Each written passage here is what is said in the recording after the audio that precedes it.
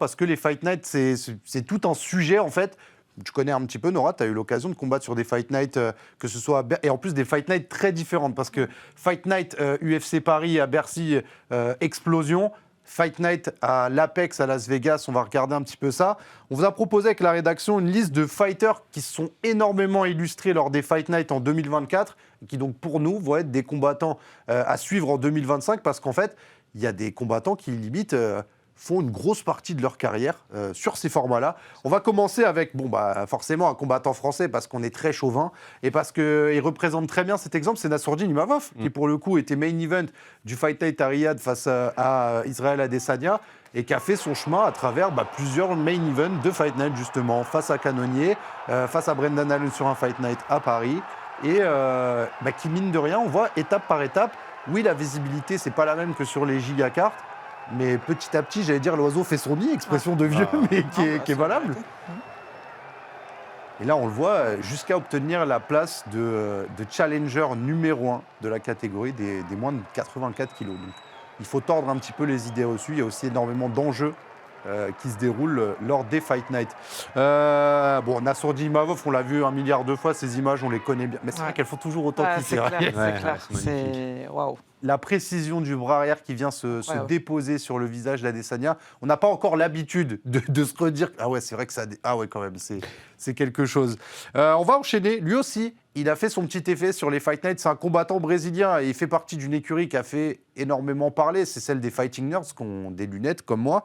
Et lui, il est aussi connu parce qu'il est sur 4 KO en un an. Mais surtout, il a la réputation de fumer des clopes juste après la pesée. C'est Carlos Prates chez les moins de 77 kilos. On va regarder son bilan de 21 victoires, 6 défaites à l'UFC. Et un vrai artiste du chaos, finalement. Alors, est-ce que c'est la cigarette qui lui donne l'inspiration ? J'ai pas envie de vous dire ça, parce que je pense que c'est une bêtise. Mais il fait partie de ces combattants un peu différents, marginaux, on va dire. Ah, clairement. Là, on voit. Un gaucher, en plus. Et longiligne, il a une boxe un peu atypique, c'est tout ce qui est chiant. Les gauchers en général, de toute façon. Ouais. Et voilà. Et typiquement, on voit. Allez. C'est génial. Et c'est important, tu penses, toi, Nora, sur ces événements. Enfin, je connais pas trop l'ambiance de l'Apex, etc., d'avoir aussi des combattants qui sont capables de réveiller un peu cette petite salle. Toi, ça a été le cas aussi. Je pense que tu as combattu parmi les premiers combats de ta carte à ce moment-là. Ouais, c'est une petite salle, il n'y a pas beaucoup de monde. Ouais, je me demande si j'étais pas... Non, j'étais pas première. Je crois que tu es deuxième. Mais là, je le dis de mémoire, je fais peut-être une erreur. Mais tu étais dans les deux premiers, je suis quasi sûr de ça. Non, c'est certain, ouais. Deuxième fight, je crois, parce que j'avais encore des cernes comme ça. Tu sors du cutting, t'es ravi. En fait, c'est réveiller. Après, tu sais, il n'y a pas grand-chose à réveiller parce que malheureusement, je te jure que tu rentres, tu as l'impression, tu sais, comme quand, dans certaines salles où tu peux aller louer la cage et faire tes sparring, tu te dis, ah ouais, faut pas que j'oublie que je suis quand même à l'UFC et qu'on m'a pas prêté une cage à genre je ne sais combien de kilomètres. Donc compliqué parce que c'est vrai, qu'est-ce que tu vois en fait ? Tu vois... les équipes techniques, et là pour le coup tu les vois, toutes les équipes techniques autour de la cage, tu te dis bon ok, tu vois le staff de l'UFC, bon ok, bon t'as le droit à 3 places, tu vois les 2-3 potes que t'as invités, ok, et tu vois 2-3 têtes que tu connais pas, et là tu te dis bon... Ok, donc là je suis en train de faire un combat à l'UFC, mais faut pas que j'oublie que c'est pas parce que genre on est 5 dans la salle que t'as pas je ne sais combien de centaines de milliers de téléspectateurs qui te suivent derrière, donc tu dois te hyper toute seule en fait. Exactement, et tu dois te dire ouais non quand même là c'est pas genre juste un fight comme ça ou un sparring appuyé, c'est le combat, faut pas passer à côté, faut se mettre dedans. Et ouais, non, t'as personne pour alors si t'as pas de potes aux États-Unis en tout cas qui te suivent machin truc, tu t'entends que ton coin, et il faut pas oublier que pareil en fait c'est un combat avec un enjeu. Ouais, donc oui, et on voit les quelques personnes derrière parce que du coup je crois que ça fait partie, si je dis pas de bêtises, de l'espèce de UFC expérience, un truc un peu VIP où les places elles sont t'as 500 places, un truc comme ça. Non, il y en a genre à tout casser une cinquantaine. Oui, ouais, encore plus. C'est-à-dire que t'as la place de Apex et après t'as la place avec truc expérience où ils te font visiter trucs, etc. Ça. Ouais, mais en termes de siège, non, t'installes pas plus de 100 personnes. Oui, ouais. Okay. Même pas. Je pense même pas qu'il y a la place pour 100 personnes. Ah ouais. C'est vraiment des mini-tribunes. Je sais pas comment vous expliquer. C'est vraiment tout petit. Et je me dis, je suis contente de pas avoir commencé par ça parce parce que ça m'aurait fait trop bizarre et d'avoir commencé par un UFC Paris où tu as une vraie foule. Et Ouais, où bah, tu prends- ça, surtout ouais, Paris, c'est ça n'a rien à voir. En plus, c'est clair, t'es chez toi et tu prends conscience en fait aussi de l'énergie en réel finalement des gens, enfin du public, des fans et tout le reste. Et tu dois t'imaginer quand tu vas à l'Apex dans une petite salle que c'est tout la même chose, sauf que les gens ils sont derrière leur écran, leur ordi. Est-ce que t'es pas plus avec toi-même justement parce que je me dis, enfin peut-être c'est un raccourci un peu bizarre, je me dis, t'as connu 2 UFC Paris où tu sais que quand tu rentres, je pense que tu as cette espèce de public qui te pousse, donc tu sens un peu dans ton dos qu'il se passe un truc. Là où à l'Apex, tu sais que tu vas être toute seule et que c'est à toi de te mettre dans ce contexte-là très positif, très aguerri, parce que même mine de rien, tu vois, je regarde en termes de finish, c'est ta plus grosse perf à l'Apex et on sent que peut-être c'est un contexte aussi différent mentalement qui fait que tu arrives à sortir des trucs. Mais tu soulèves une super bonne interrogation selon moi, parce que c'est vrai que tu sais, je me pose encore la question de ce qui s'est passé pour moi au dernier UFC Paris, parce que je me souviens avoir dit à 2 de mes coachs, limite en leur tirant un peu la veste comme ça, je me sens pas bien. Ah ouais, mais dans le sens, pas je me sens pas bien, ça va pas, je suis pas là en fait. Faites un truc ou quoi, machin. Peut-être qu'on aurait dû faire à l'ancienne, demander à Redouane, mon coach. Exactement. Peut-être qu'il aurait dû me foutre une grosse tarte pour me rappeler, parce que c'est ce qu'on... Ça peut peut-être paraître un peu sauvage, mais c'est ce qu'on fait en mouet, tu vois. Pas tout le temps, mais au moins ça fait revenir la personne, quoi. Et c'est vrai que j'étais pas là, et je pense il y avait eu plein de choses entre les blessures, les infections, les machins, le truc que je fasse quand même le fight, peu importe, tu vois. Mais du coup, puis tu rentres et t'es tout de suite face à la foule, tu vois, et ils t'attendent et tu le sais. Donc quelque part, le moment où tu déconnectes, c'est certainement pas quand tu fais ton entrée, parce que tu vois les gens et ils sont là et puis ils essayent de t'appeler et compagnie. Donc tu essayes de rester focus. Quand t'es focus, c'est vraiment quand les lumières elles se baissent, comme au théâtre, t'es juste face à ta scène et c'est tout en fait. Et le truc, c'est qu'effectivement, l'Apex, t'es dans ton truc en fait. T'es dans ton truc, t'es avec tes coachs et c'est intime. On va à la guerre, on va faire la bagarre et c'est un tunnel un peu. Enfin, je veux dire, c'est un effet tunnel. Non, il n'y a rien autour. Vraiment, exactement. Il y a rien pour te distraire en fait. J'ai envie de te dire. Tu vois, même si j'ai jamais été vraiment distraite par la foule. Tu vois, je suis toujours quelqu'un de très focus, je sais que je vais en mission, je vais en guerre. Mais le truc, c'est que effectivement, je te rejoins parce que je réfléchis encore à ce qui s'est passé en septembre et compagnie, parce qu'il y a encore des strates que j'ai certainement pas découvert, dépoussiéré, tu vois, mais je pense que tu marques un point par rapport à ça. Je pense que tu as raison. Je pense que tu as raison sur le fait d'être plus sur soi dans un environnement. Mon livre arrive bientôt. Voilà, exactement, aux éditions. Et moi, non, mais même pour conclure, je pense que ça, et puis pour te lancer aussi dessus, je pense que ça montre aussi que tu as beau avoir l'expérience, avoir fait plein de combats, avoir des contextes, etc. Enfin, chaque truc, c'est une situation qui est particulière, en fait. Ouais, carrément. Moi, je sais que j'avais connu ça aussi, mais c'était pas à l'UFC, mais juste après le confinement, j'avais combattu. Et c'était juste diffusé, donc il n'y avait vraiment personne dans la salle. Et c'est vrai que c'est particulier, même quand tu combats, tu entends la respiration du mec, tu entends chaque coup qui claque. Même avant les fights, tu regardes les fights des mecs qui fightent avant, tu entends tous les coups, tu te dis « Ah putain, c'est vraiment une autre ambiance ». Mais je trouve que moi j'avais bien aimé, même pendant le Covid, quand tu regardais les UFC, que tu entendais du coup le coaching de chaque côté et tout, je trouvais que c'était complètement une autre ambiance et que c'était aussi agréable et que c'était presque un autre MMA. Ouais. Et le fait d'entendre le coaching. Franchement, je te rejoins là-dessus parce que ce que tu dis, et c'est vrai que c'est super important, l'environnement sonore, le fait que tu entendes effectivement les coups, la respiration et tout. Moi, du coup, c'est vrai que je me dis, ok, je peux être que dans le combat, parce qu'en plus, je viens du Mouet et nous, on a l'habitude d'avoir la musique pendant les fights. Et c'est vrai que tu penses pas au fait qu'il n'y ait pas de musique quand t'as genre 15 000 personnes qui crient, clairement. Mais du coup, quand t'es à l'Apex, t'as personne, quoi. Non, mais entre guillemets, tu vois, à l'Apex, c'est un mec qui se mouche, tu l'entends. Non, mais pour de vrai. T'as un mec qui éternue, qui tousse, qui répond au téléphone, tu l'entends. Mais c'est vrai. Mais ouais. C'est notre expérience, c'est notre MMA, je suis d'accord avec toi. Mais je trouve ça cool après avoir fait les deux. Ouais. Non, c'est vrai. On va regarder, parce qu'il y a encore plein de types de Fight Night. Un nouveau concurrent, j'allais dire, c'est Jack Della Maddalena, qu'on va retrouver sur un Fight Night en Angleterre. Lui, qui est un combattant qui vient d'Océanie. Énorme boxeur, énorme anti-lutteur aussi. Je ne sais pas si vous aviez vu son combat face à Gilbert Burns, où en gros, il n'arrive jamais à se faire amener au sol, Della Maddalena. Et il est un peu comme Adesanya à l'époque, c'est-à-dire qu'il veut rester debout et il sait comment rester debout. Et après, sa boxe, par contre, c'est juste un régal parce qu'il est d'une précision et d'une puissance exceptionnelle.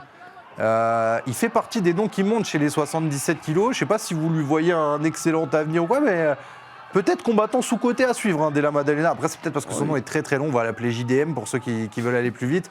Mais moi, j'ai l'impression qu'il peut être très très très relou à combattre. Moi, je trouve qu'il est pas sous-coté. Il y a quand même pas mal de mecs qui en parlent comme l'avenir. Et c'est mérité. Hein. Il a prouvé pour l'instant, depuis qu'il est là, que c'était un mec qui était solide, qui mettait du rythme, qui était puissant. Enfin, il a vraiment plein de qualités. Et je pense que le meilleur pour lui, ça reste à venir. Hein. Ouais. Surtout que là, dans la KT, il y a du monde, mais il y a quand même des mecs qui sont vieillissants. C'est ça. Lui, il est encore jeune, pareil, je crois. Ouais. Donc ouais, je pense que même un combat pour le titre et tout, ça ne m'étonnerait pas qu'il y arrive d'ici 2-3 ans. Je dis sous-côté parce qu'il fait un peu moins de bruit forcément qu'un Shavkat Rakhmonov qui a tout le personnage, qu'un Yann Gary qui a le personnage, plus la femme, plus les discours qui vont Lui, avec. c'est sûr qu'il n'a pas le personnage qui est... Il est un peu plus derrière, dans son coin. Mais finalement, c'est une belle ascension aussi pour lui. Combattant très très très dangereux, spécialiste du chaos. On va avancer. On peut également citer Manon Fiorot dans les combattants qui performent particulièrement sur les Fight Night. Elle a fait énormément de Fight Night. On se rappelle notamment face à Erin Blanchfield. Bon, là, on est sur les premiers combats. Ça, c'est vraiment le pur style The Beast, Fiorot, hein, qui est le surnom de Manon Fiorot. C'est tous ces enchaînements. Et toutes les adversaires qui aujourd'hui restent pertinentes hein, dans les catégories féminines de l'UFC, les Bueno Silva, les Ricci, etc., on les revoit encore très actives, mais quand on se rappelle ce que Manon leur a fait subir parfois, ça vieillit plutôt bien. Hein. Là on voit Tabata Ricci. Il faut vraiment lui donner sa chance au titre. Hein. Nama Younas, donc UFC Paris. Parti, là. Quoi ? Ça a l'air mal parti là. Ouais, avec là les... sur autre chose là, Ouais. avec l'UFC de la semaine dernière. Non, mais en vrai, elle mérite plus que... Mais oui, mais c'est vrai que l'UFC, c'est comme là Nassour, tu vois. Bah oui. Nassour, il est dans le même dilemme qu'elle actuellement. Ouais, c'est ça, c'est là où je te dis. Et encore, je trouve que Asie, à la rigueur, il pourrait lui dire un adversaire de plus à Nassour parce que c'est l'UFC, tu vois. Mais Manon, là, ça y est, ils l'ont fait assez attendre. Mais malheureusement. Après, il y a eu la trilogie. Il y a la chinoise qui est intéressée. Enfin, c'est on évoquait la semaine dernière le risque qui est. Après, je me dis, combat contre Weili Zhang, elle peut le faire contre n'importe quel champion. Est-ce que vraiment le nom de Shevchenko, c'est ce qui intéresse Weili Zhang, tu penses? Oui, c'est la GOAT. En vrai, c'est deux GOAT qui se rencontrent. C'est pas le côté juste double ceinture? Il y a le côté double ceinture, forcément. Mais il y a aussi les deux. Il y a deux GOATs, en fait. Je le connais, ça. Vas-y. C'est la personne en bruit qui parle. Ouais, mais. Non, parce que moi, Shevchenko, c'est une combattante. Après, je l'ai vu évoluer aussi en mouet, tu vois, donc c'est vrai que j'aime beaucoup, mais c'est surtout qu'elle a été championne et elle a défendu sa ceinture plusieurs fois. T'as pas la même sensation si tu prends la nouvelle championne, où tu la sens pas encore legit parce qu'elle vient d'avoir sa ceinture, et peut-être que tu te dis que pour un peu que quelqu'un juge le combat en mode ouais, c'était pas machin nana, mais si tu combats une nana qui a eu la ceinture plusieurs fois et que tu la bats dans une catégorie d'en dessous, c'est un truc de ouf. Alors que si elle bat Manon Fiorot qui a pris la ceinture, elle n'aura pas la même légitimité. T'as capté ça, Ils vont dire ouais, mais elle vient juste de prendre la ceinture, elle n'est pas encore installée. Ouais. Voilà, et tu bats Shevchenko, c'est la nana qui est installée depuis... Et que 5 ans, je sais même plus combien de temps, mais... Même sa défaite contre Grasso, tu sais, il y a encore des gens qui disent Grasso, elle a été opportuniste, elle a juste réussi à prendre le dos, mais c'est vrai que sur le reste du combat, elle était en train de se faire démonter quand même, tu vois. Oui. Maintenant, c'est pas de l'opportunisme, c'est juste qu'elle était forte, elle a travaillé, ça aussi. C'est le combat aussi, je veux dire, c'est ça, tu vois. C'est ce qu'on évoquait tout à l'heure, en fait. Tu peux dominer un fight, tu peux être devant. Moi, j'étais à l'Ares, j'ai encore vu à l'Ares, tu vois. Youssouf, qui est un super boxeur, l'anglais en face, il a vu un bras traîner, mais il a soumis alors qu'il a mangé. Énorme combat. Tu vois, c'est ça le fight. Il y a eu des sacrées surprises et même il y en a eu, je pense, je sais plus s'il y a eu des méga surprises comme ça sur la carte, mais il y a eu pas mal de choses qui sont passées en carte préliminaire aussi. C'était assez impressionnant. On va présenter un autre nom, même team que Carlos Prates, catégorie différente, et on en a parlé, on l'a évoqué tout à l'heure, c'est Caio Borraio, chez les moins de 84 kilos, 17 victoires pour une seule défaite chez les professionnels, combattant assez complet, 16 victoires de suite, toute organisation confondue. Il est sur 7 victoires à l'UFC. Il a... Enfin, je sais pas, j'arrive pas à lui... Après, je suis pas le plus fin analyste, hein, mais grossièrement, c'est un combattant dans lequel je vois pas vraiment de défaut à l'heure actuelle, en tout cas, dans son ascension à l'UFC. Il est dans sa... Je pense qu'on a toujours une très grosse période et c'est vrai que là... C'est quelqu'un qui est en pleine confiance. C'est clair. Donc lui, Ouais, numéro, après, c'est vraiment numéro ça, 4 en de la fait. KT en ce Ouais, moment. c'est là, il est en pleine confiance. en fait. Sa team, ils écrasent tout, donc même C'est eux, ça. tu sais, ils sont en train de se monter entre eux. Et alors que ça se trouve, il n'y aurait pas eu tous ses collègues qui auraient performé, peut-être qu'ils ne performeraient pas pareil. Tu sais, c'est vraiment un effet d'équipe qui fait que ça te monte. Et ça renforce la confiance Ouais. dont tu parlais en fait. Et puis après, ça des aide match-up pour la aussi performance. qui l'avantageaient, je pense. Mais tu sais que souvent, entre nous, on dit que les Fighting Nerds, un peu version parisienne, etc., c'est Old School Academy en ce moment, parce que c'est un Je peu. ne ce qui se dirais pas passe. non. Non, mais il y a une émulation où tout le monde Ouais, c'est vrai réussit qu'en ce dans moment, il y a. des organisations Ouais. différentes, à des niveaux différents, dans des catégories différentes, et il y a aussi cet esprit un petit peu familial qui vous regroupe. Carrément, ouais, c'est vrai que je te rejoins. Donc voilà, si vous voulez découvrir en tout cas la Old School Academy, c'est un peu le même délire, sauf que vous n'avez pas encore tous les lunettes. Il faut trouver maintenant. Non, il faut trouver un autre le truc. béret, moi, je veux le béret de Mathis Dura. Vous avez une photo avec Mathis Duragra. Michael avec le béret. Elle est exceptionnelle.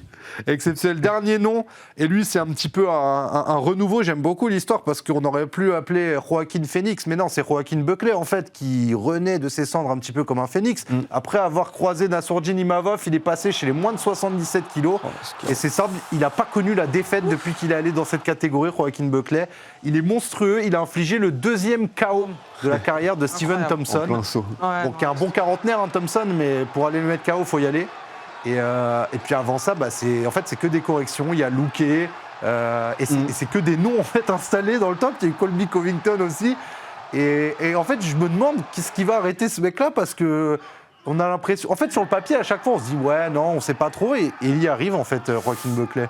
Déjà, je pense que là, il a vraiment enfin trouvé sa KT. Et 84, il était petit, il faisait pas ce qu'il fallait. Mais que là, il est dans sa KT. Après, pour performer au top de la catégorie, je pense qu'il y a quand même, un niveau d'écart. Tu penses? Je pense qu'il se fera arrêter. Les mecs, ils sont. Les Shafkat, les Della Shafkat, Maddalena, les noms qu'on a Même un évoqués. mec comme Edwards, c'est solide dans le haut du panier. Hein. Ouais. Après, lui, j'ai l'impression que justement, c'est parce que c'est aussi un peu l'anti-conception de ces mecs-là de la catégorie qu'il y arrive. Je sais pas ce que t'en penses. Toi, tu vois, il y a des personnages qui peuvent arriver avec un style vraiment différent, un peu moins académique, mais poser énormément de problèmes. C'est qui va à la guerre.